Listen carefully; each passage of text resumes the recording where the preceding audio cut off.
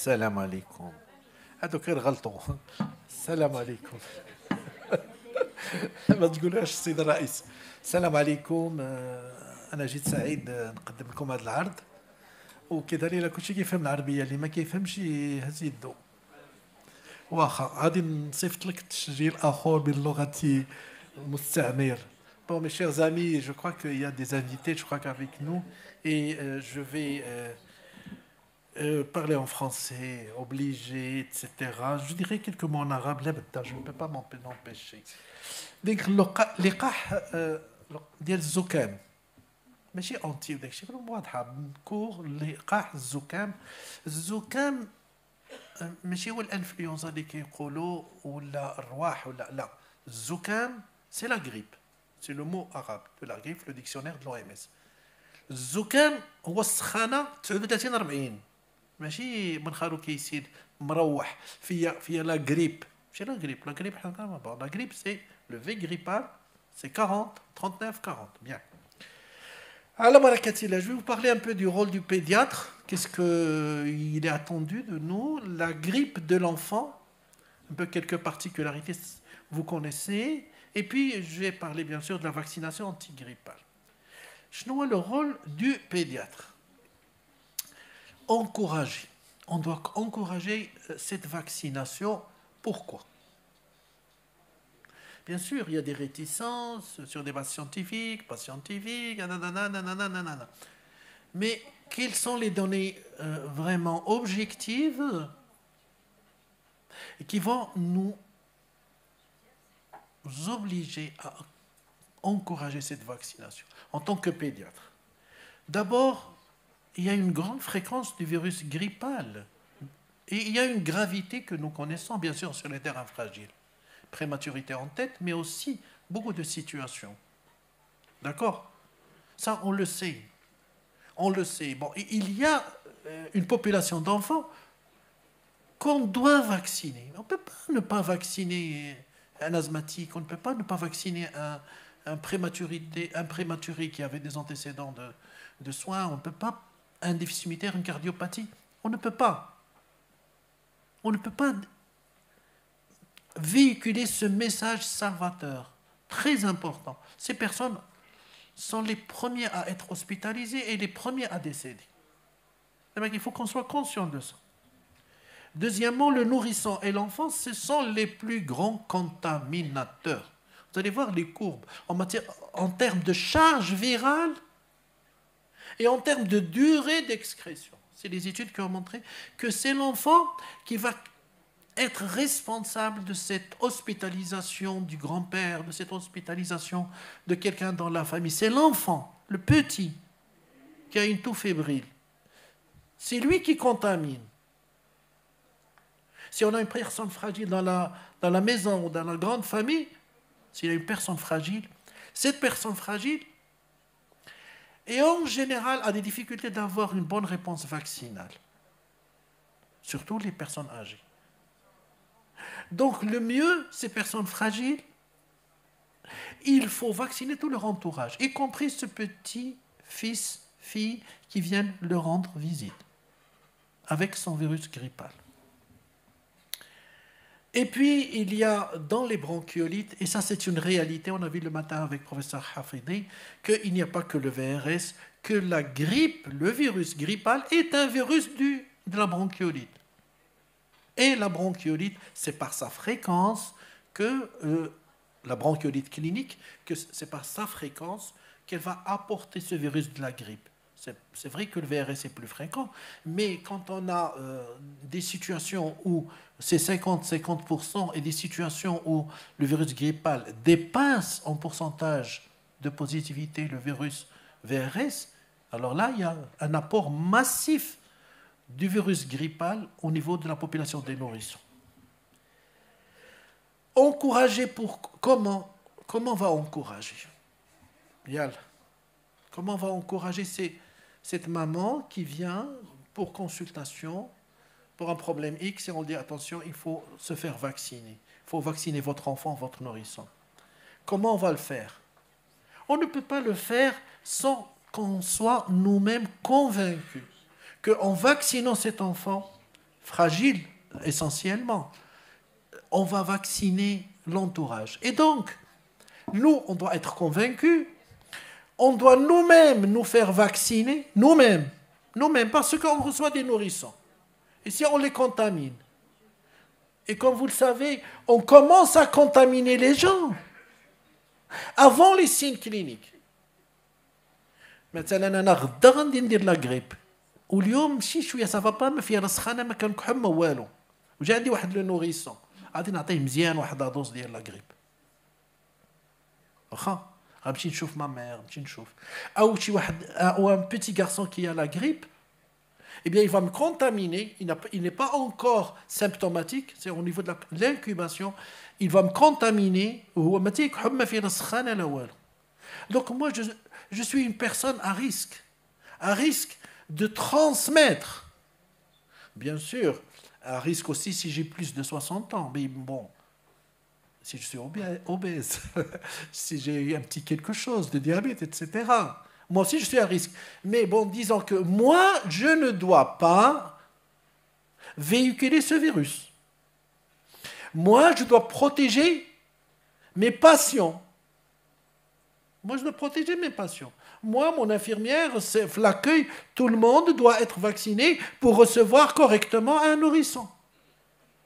Un nourrisson fragile. Les nourrissons fragiles, la concentration d'hyalome, elle est très élevée dans la consultation du pédiatre. Mais dans la population, ils ne sont pas fréquents. Mais dans notre consultation, il y a beaucoup d'enfants fragiles. Et donc, il faut les recevoir tout en étant protégés nous-mêmes et on va les protéger à eux-mêmes. Il faut dire aux familles que moi, je suis vacciné. Moi, médecin, mon infirmière, tout le monde est vacciné. Il faut le dire. Vous êtes en sécurité. Bien. Vous allez voir les chiffres de décès, de mortalité par la grippe et les nouvelles données de la prédisposition élective au virus grippal.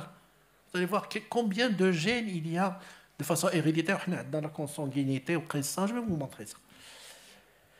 Il faut convaincre parce que les antivax, les hésitations, tout ça, bon, je ne vais pas faire un topo, vous savez un peu la désinformation qui est là. Parlons d'abord de la fréquence, voyons un peu aux USA, et le taux le syndrome grippal. Sur le plan épidémiologique, c'est ça ce qu'on retient. On ne peut pas faire un prélèvement pour toutes les personnes. C'est le syndrome grippal. Le syndrome grippal, c'est une toux fébrile, il n'y a pas de signe de pneumonie, il n'y a pas de signe, sauf dans les formes sévères, bien sûr. Mais c'est ça. C'est un enfant qui tousse, qui a une bronchite, mais qui est très fébrile. La grippe, c'est la fièvre. Vous allez voir qu'avant 5 ans, ce n'est pas toujours le cas. Mais après 5 ans, c'est kiff-kiff un adulte. Et vous voyez que dans les taux de positivité, les petits moins de 4 ans sont les plus fréquents. Ce sont eux dans une population qui sont les plus malades, les plus porteurs du virus de la grippe. Si vous voulez chercher le virus de la grippe, est-ce qu'il existe dans la population? Eh bien, il faut aller le chercher chez les 0-4 ans. C'est là où il y a beaucoup d'enfants grippe. C'est là où il y a le maximum de grippe. Ce n'est pas chez les adultes. Donc, les nourrissons et les enfants s'infectent plus et contaminent donc plus.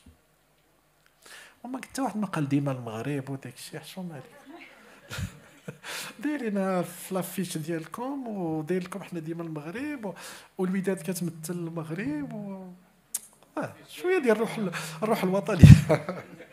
Non, je vous apporte ça, Dima al-Maghrib, pour vous apporter les données nationales. On a vu aux États-Unis.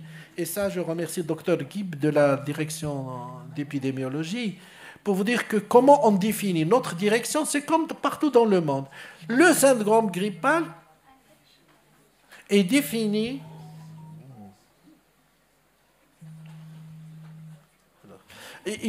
par une fièvre et une toux. D'accord? C'est ça le syndrome grippal. Ce n'est pas la bronchite apyrétique au 38. Ce n'est pas le nez qui coule apyrétique.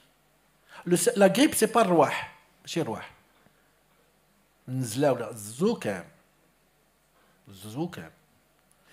Bien. L'infection respiratoire aiguë sévère, là, c'est une infection qui nécessite l'hospitalisation et les signes cliniques et la toux, plus ou moins la fièvre. L'IRAS, c'est quelque chose qui est sévère sans qu'il y ait de la fièvre obligatoirement. Vous voyez, donc, on a deux paramètres pour surveiller la grippe et, dans le cadre des IRA, l'infection respiratoire aiguë basse, IRA B. Bien. Alors, ici, pour vous montrer un peu les taux de positivité. En vert, c'est l'ensemble des échantillons. Et ici, les parties colorées en haut, c'est quoi? Le B. Ça, c'est la saison c'est notre saison actuelle qui se continue, 22-23. Eh bien, c'est une saison qui est due au virus B, au Maroc et partout dans le monde. C'est le virus B qui est maintenant là. Vous voyez qu'il y a un tout petit peu toujours de A, H3N2, H1N1, mais c'est une saison là où on a pu faire une identification virale, eh bien, c'est le B. Alors, ici, l'évolution hebdomadaire, ici en bleu, c'est le total des échantillons. En orange, c'est les infections respiratoires aiguës qui sont sévères, grippe et pas grippe. Mais le syndrome grippal, c'est ce gris. C'est ce gris dont le nombre augmente, puis qui semble peut-être... Ici, on est à la fin, on est en décembre. Ben, en général, nous avons 2 pics pour la grippe. Alors, ici, c'est par tranche d'âge. D'accord? Toujours. IRA, c'est les infections respiratoires. Alors, quand j'ai demandé au ministère pourquoi est-ce que ces IRA, les infections respiratoires sévères qui nécessitent l'hospitalisation, pourquoi est-ce qu'il y en a beaucoup? C'est le VRS qui a augmenté ce pourcentage. C'est le VRS, c'est les nourrissons. Ils sont plus déclarés que la grippe, que la toux fébrile. Et donc là, la notification fait ce déséquilibre un petit peu. Mais en orange, c'est les syndromes grippaux. Et ça existe chez les enfants de moins de 5 ans. OK. Voilà les données virales au Maroc. C'est le B, 73%. D'accord? Bien. Le taux de positivité pour les moins de 5 ans, vous voyez ce déséquilibre par le gris qui est le VRS, mais si on déclarait vraiment bien, eh bien on aura beaucoup de virus grippal et le SARS-CoV-2, c'est surtout chez les plus de 60 ans. Nous devons bien sûr faire attention avec cette population qui nous est chère aussi. Les hospitalisations, maintenant, on va aller pas le Maroc, c'est le Canada, et vous allez voir qu'il y a beaucoup d'hospitalisations pour les nourrissons, hein, pour les enfants, vous voyez, donc il y a beaucoup d'hospitalisations. Ce n'est pas une pathologie bénigne. La grippe n'est pas bénigne.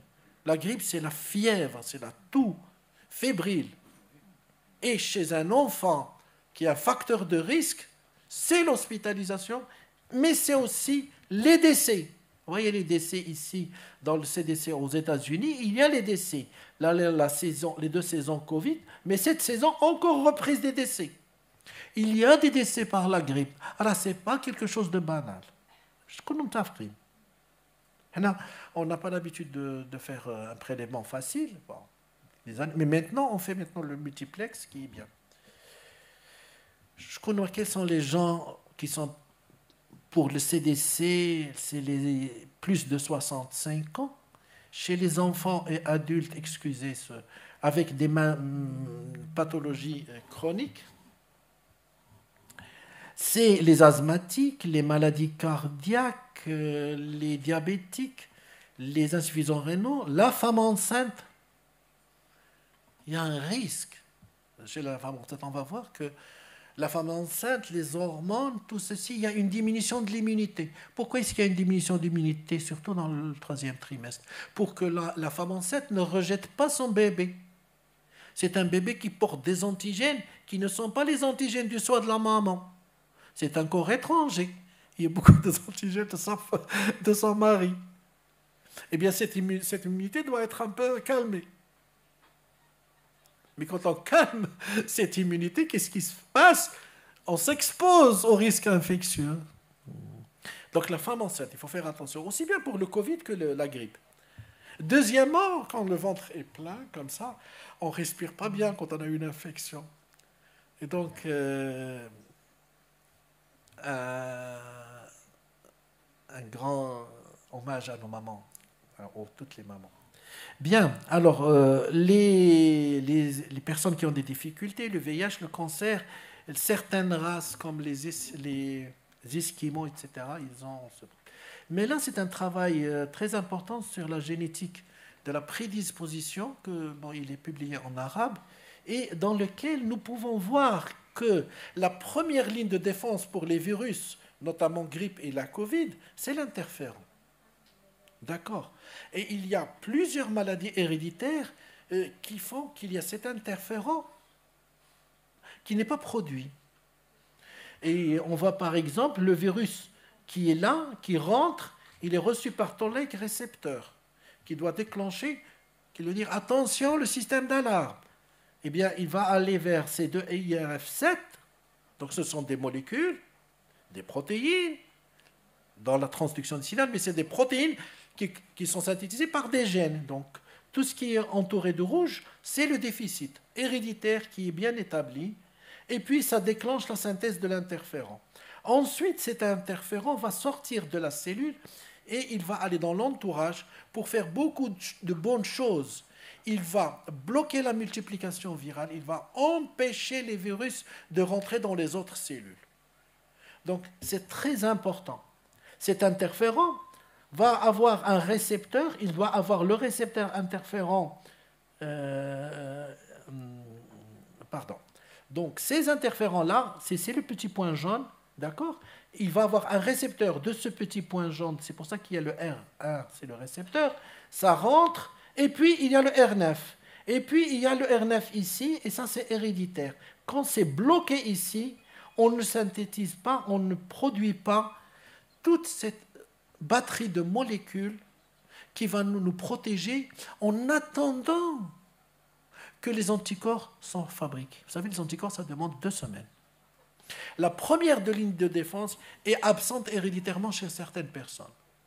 Dans un pays où il y a un fort taux de consanguinité, imaginez que c'est plus fréquent qu'ailleurs.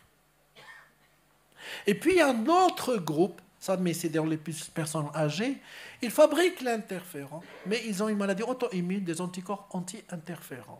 C'est des personnes qui n'arrivent pas à lutter au début de l'infection, en attendant que les anticorps soient là. Donc, c'est une réalité, il y a une prédisposition à la grippe, c'est une réalité dans un pays de forte consanguinité.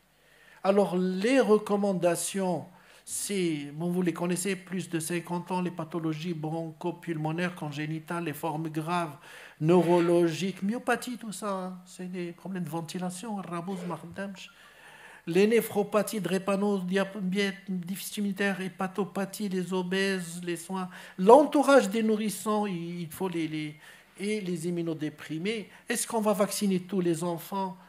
Les bronchiolites, je ne pense pas, mais on ne doit pas cacher on ne doit pas être dans une situation passive. Il faut qu'on encourage ces familles à vacciner les enfants fragiles. Un enfant prématuré doit être vacciné. On ne peut pas. C'est comme ça. Un enfant déficitaire, une cardiopathie, les enfants asthmatiques doivent être vaccinés. Un enfant qu'on emmène à la crèche, à l'école, etc. Il y a avec lui d'autres enfants. Il y a un risque.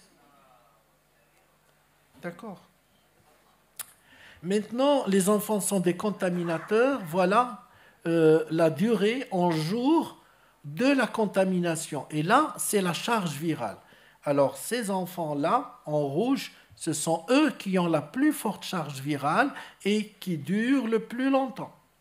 D'accord? Même dans cette zone verte qui est l'incubation, il y a beaucoup de contamination. Même nous, on peut être contaminant sans avoir de signes cliniques. En France, voilà les hospitalisations de 2017 à 2000 par le réseau Au Secours. Ce que je vais vous montrer ici, c'est que le jaune qui est les moins de 5 ans, c'est toujours plus que les autres. C'est toujours avant. Avant qui? Surtout, c'est les 65 ans. Regardez. cette courbe un peu mauve là qui monte, elle vient après la courbe jaune et la courbe orange des 5 ans. Donc c'est toujours cette population-là qui est infectée avant les adultes. Donc c'est elle qui va contaminer. C'est sérieux là. Quand on a un grand-père, une grand-mère, une personne malade dans la famille, eh bien, il faut demander. On reçoit un nourrisson, un enfant qui a un syndrome grippal, même s'il est, là, il est bien.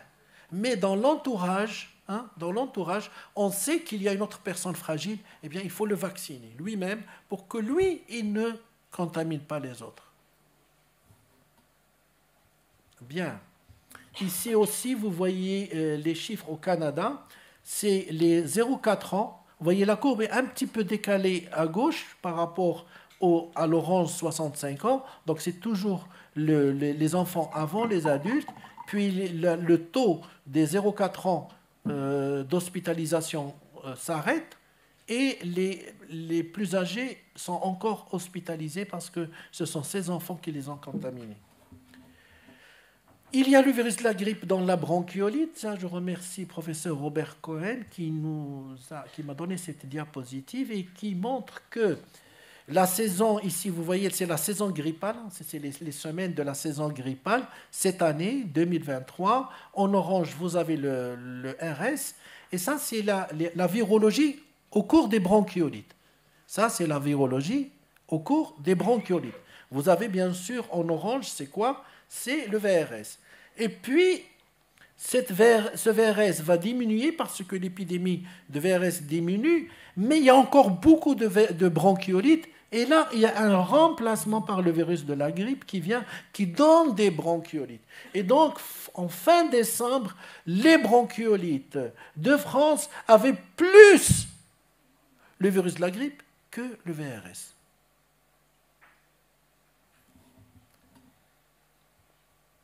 La grippe de l'enfant, très rapidement, dans une population, quand il y a une épidémie, c'est 8-10% de la population qui est infectée.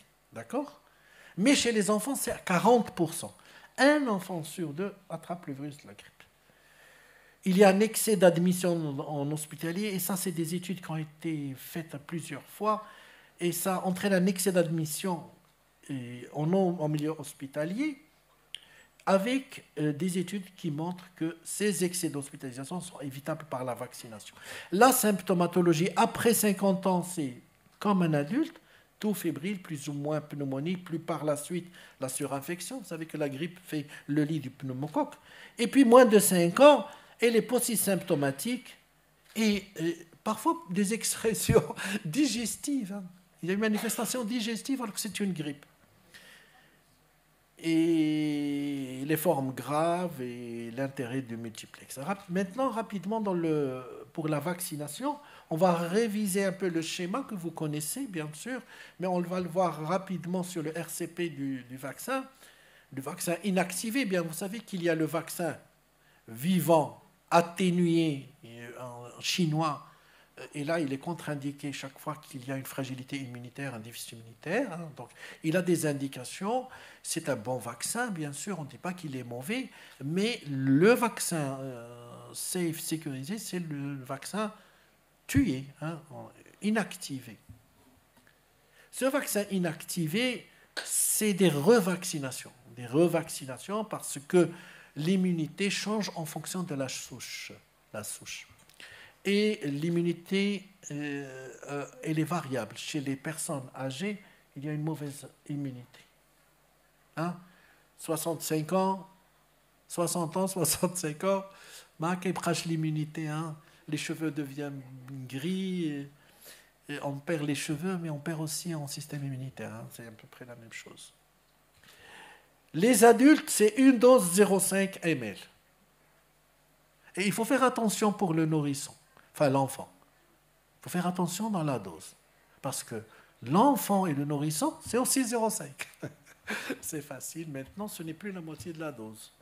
Et avant 9 ans, pour un enfant qui n'a jamais été vacciné, on préconise 2 doses. Ça augmente un peu. Mais si on fait une, c'est déjà pas mal. Avec 2, c'est encore mieux. Et les nourrissons de moins de 6 mois, on ne les vaccine pas. Comment on peut protéger ces petits nourrissons prématurés, etc. En vaccinant l'entourage, principalement la maman. Alors les contre-indications, c'est l'hypersensibilité à l'un des excipients, et c'est un enfant qui a fait un choc anaphylactique post-vaccinal, ce qui est très très rare. Les précautions, il faut différer la vaccination s'il y a une fièvre ou une maladie aiguë intercurrente. Et on peut vacciner, tous les vaccins sont autorisés. Bon, certaines études disent que pour le pneumo, etc., il faut attendre 4 semaines avant de vacciner. D'accord? Mais même si on vaccine en même temps, il n'y a pas grand souci. Les choses qui sont autorisées, l'allergie à l'œuf n'est plus une contre-indication pour la simple raison que maintenant, il y a eu des progrès très importants en matière de purification du vaccin, très importants. Il faut bien sûr toujours, on dit qu'il faut une précaution 5 minutes d'observation après la vaccination. Mais c'est la même chose pour tous les vaccins. On donne le vaccin, on lui laisse l'enfant se reposer 5 minutes avant de lui demander de... La pandémie de 2009 a montré que c'est bien toléré chez les gens allergiques. Ce qui a poussé les Américains à dire que pour les recommandations vaccinales, il n'y a ni contre-indication ni précaution. Ça, c'est les recommandations américaines pour le vaccin de la grippe. C'est autorisé chez une femme qui allaite, pas de problème. Une femme qui allaite peut se faire vacciner. Et la femme enceinte, c'est doublement recommandé. L'efficacité, bon, ça dépend du virus circulant. Vous savez, quand on attrape la grippe une fois, la maladie, pas la vaccination, eh bien, on est immunisé à vie contre la souche. S'il y a une autre souche, c'est la même chose pour le vaccin. Les sujets âgés qui ont une capacité immunitaire diminuée, ça dépend aussi, l'efficacité dépend de l'intensité de l'épidémie avec la charge virale circulante, les types de virus. Et puis, quand on fait des études, eh bien, les études sont très différentes en matière des critères d'efficacité qu'on choisit et de la nature et la dimension de l'épidémie. Vous savez, quand une population qui est régulièrement vaccinée, à 30-40%, la grippe n'est pas méchante parce que les personnes vaccinées ne vont pas transmettre le virus. La grippe de la femme enceinte, pour les 3 minutes qui me restent, est-ce que chez la femme enceinte, oui, c'est grave, c'est multiplié par 5 au cours du 3e trimestre, 5 fois plus l'hospitalisation, multiplié par 5, pas 5%, multiplié par 5. D'accord? Le risque de mortalité fœtale aussi, il est documenté, c'est multiplié par 2. Quand une femme attrape la grippe, le risque de mort fœtale par rapport à une femme qui n'attrape pas la grippe, c'est multiplié par 2. Les hypothèses, je l'ai dit tout à l'heure. Est-ce que c'est efficace? Oui. Elle est doublement efficace pour la maman, c'est très important. L'immunogénicité est bonne, ça diminue les cas de grippe chez les femmes enceintes de 50%. Chez les nourrissons jusqu'à l'âge de 6 mois, eh bien, ça diminue chez les nourrissons. D'accord? Ici, on parle de quoi? On parle de la protection conférée à ce petit nourrisson par la vaccination de sa maman. Les anticorps passent par le placenta. Ils vont le protéger pendant 6 mois. Alors, au cours de ces 6 mois, ça diminue jusqu'à 60% la grippe, les hospitalisations. Bien, ça, c'est l'OMS. Vous savez que ça donne... il y a un rapport pour l'hémisphère nord et l'hémisphère sud, parce que les saisons sont très différentes. Voilà ici les objectifs, par exemple, pour la France, mais aussi pour l'OMS. Il faudrait vacciner 75% de la population, ce qui est bien, mais surtout vacciner 75% de la population recommandée. Il faut qu'on vaccine 60% des asthmatiques, 75% des cardiopathes, les nourrissons, des prématurés, tout ça. C'est 60% de cette population. Il faut atteindre. Pour les populations recommandées, en France, c'est à 58-52% de taux de couverture vaccinale, la grippe. Pour les 65 ans et plus, on vaccine, les gens ont eu peur pendant la Covid, et puis ils ont oublié. Je crois qu'ils commencent à oublier la Covid. Ça commence à diminuer, mais c'est pas bien. Pour l'autre population, et là il y a les enfants bien sûr qui sont à risque, on est seulement à un tiers des personnes vaccinées. On peut dire que seul un tiers des prématurés, des maladies, des cardiopathies congénitales sont vaccinés. Bien, c'est aussi le rôle du pédiatre. C'est ma dernière diapo. Hein. Le rôle du pédiatre, c'est quoi? C'est d'encourager. Pourquoi? Pour tout ce que nous avons vu, c'est la fréquence et la gravité du virus grippal. On a vu que ici, les enfants, surtout de moins de 4 ans, avec des formes souvent atypiques qui sont les plus grands contaminateurs, 2 personnes fragiles, 2 personnes âgées, et que la grippe, le virus grippal est un virus essentiel de la bronchiolite. Encourager comment? Donner l'exemple, être convaincu. C'est très important d'être convaincu et convaincant. Se vacciner, recevoir l'enfant dans un cabinet qui ne constitue pas un risque pour lui. Donc, la personne qui est à l'accueil, l'infirmière, le médecin, tout le monde doit être vacciné. Ça, c'est un minimum pour les enfants, surtout les enfants sans Harry. Il faut savoir répondre à ces risques d'hésitation. Et marhaba bikoum au congrès, 8e congrès de la prédisposition aux infections et l'inflammation. C'est à Casablanca, le 8e congrès africain. Merci.